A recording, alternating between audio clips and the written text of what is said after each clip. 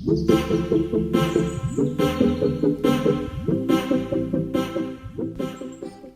YouTube, hope everything's good with you guys. So today I'm going to try and do a quick video on making a background bioactive vivarium. Some of our videos before have gone on a little bit, so hopefully this one's quicker. Here we can see Amy just cleaning a 45 cubed Exoterra, a bit of rubbing alcohol which evaporates, shouldn't leave a residue, a little bit of a razor scraper there just to get any watermarks off, make sure it's sharp when you do that.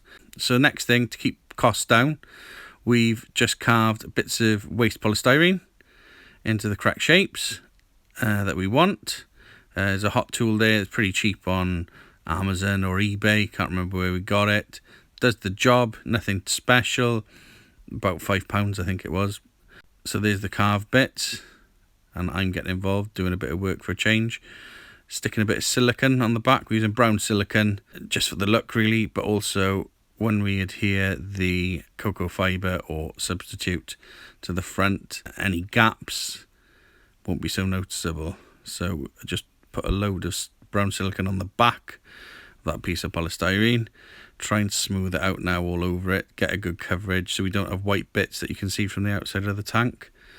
Now it's a bit disgusting, but sort of a best lubricant if you're smearing around silicone, I've always found, is a bit of saliva. Helps stop silicone sticking to the glove. It still sticks to the glove here because there's a vast amount of silicone we're using. Also make sure you're in a well ventilated area, and worth considering wearing a mask because the fumes coming off the silicone are quite strong, and when we did the big bit of siliconing the cocoa fibre to the background, it had a bit of an effect on me, to be honest, on this one.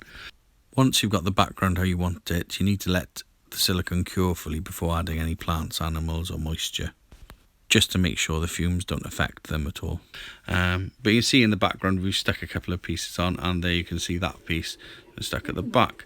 So we're using a lot of bamboo in this vivarium, so make sure you get a hacksaw with a lot of teeth. I think I just noted that it's 32 teeth, whatever that means, but you want a lot of teeth to cut the bamboo. So we're cutting it, you've got to be careful. I was very steady, just let the saw do the work and rotated it, because otherwise what you can get is splintering, and the splinters on bamboo are pretty sharp. So you can see it's rotating that there, so we're gently just cutting it open slowly so it's not sort of snapping at the end. I think we're near the end there, and afterwards we just show the two sides, and even though we've been very careful, I think you may see just one or two little strands of a splinter.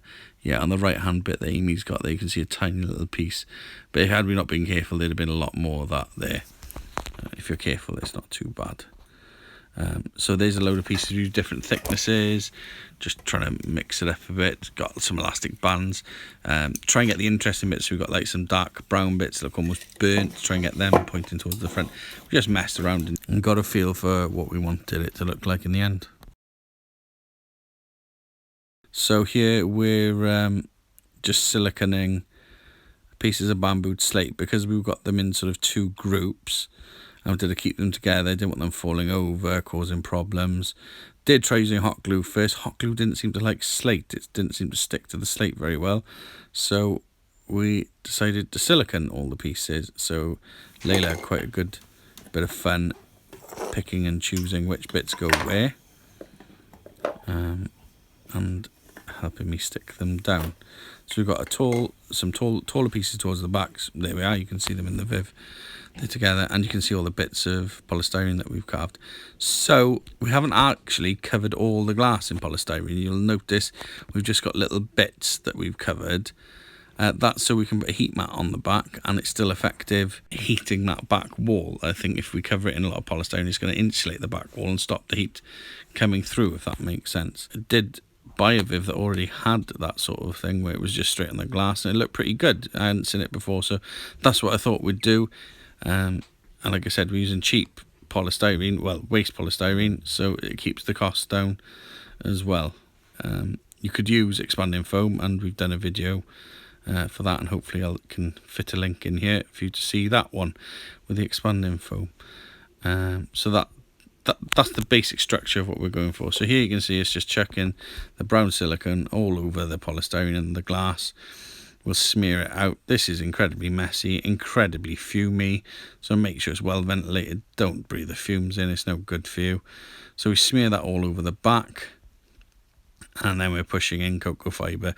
We got our substrate mix. I'll put a link to our substrate mix. That's what we use to push in it. You could just use plain cocoa fibre. So here's the hydroleca, or expanded clay balls. Expanded clay. This is going to be our drainage layer.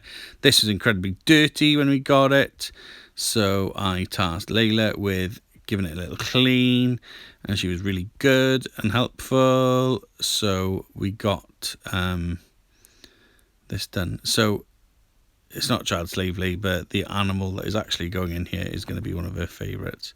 So there you can see the background covered in the substrate, and us pouring the hydroleca clay balls in as the drainage layer. If you don't know about that, it'll all become clear shortly.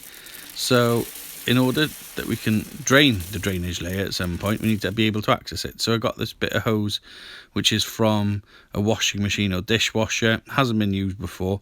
I cut a section out that was pretty straight, because quite often there's bendy bits. We made little holes in the bottom, and it's going to get stuck in there. We used hot glue to stick it in. It seemed to work. We also made a little cork, so that's a bit of bamboo and hot glued a seed pod type thing that we got for decor over it, and that makes quite a nice little plug. So we can just remove that if the drainage layer gets full of water. I can get my pipette in there, or turkey baster I should say, and remove water if it becomes waterlogged, just like so. Got one more piece of oh, you can see we put the substrate in again. There should have been a link to the substrate video we've done. We added tree fern, more sphagnum, and a bit of peat to this, because it's going to be quite a humid vivarium. We've got a nice, there we are, it looks good. I like that little drainage cup. A lot of these things we make up on the fly, and I like it when it works. And I got a big piece of bamboo for the inhabitants to run up and down, and you can see the background. We made a ledge at the back to accommodate this. So there we are. This is going to be, as I said, a pretty humid environment. And here we are, fully planted. So in the bottom right here, you can see a good old faithful plant, the spider plant, Chlorophytum comosum. It's a young one that we've been growing on just in a bit of water, so it's the first time it's been planted. At the back, you've got a bit of parlour palm, Chamaedorea elegans. On the rear taller piece of bamboos, you've got an air plant from the genus Tillandsia, but I couldn't tell you which species. Back left, you've got a big clump of the parlour palm. And at the front, you've got a Fittonia red vein nerve plant. That's all we've got for planting in here. But to finish it off, we've got some beech leaves collected locally for the leaf litter. And there's some seed pods and nutshells that we purchased online. I can't remember what they are, unfortunately, but you can see them towards the fore there. That about wraps this video up. We've tried to keep it pretty brief. If you consider liking, subscribing, and if you think you know what species we're going to be keeping in here, drop a comment below and let's see if you can guess it right. Thanks for watching, YouTube. Appreciate it. Bye now.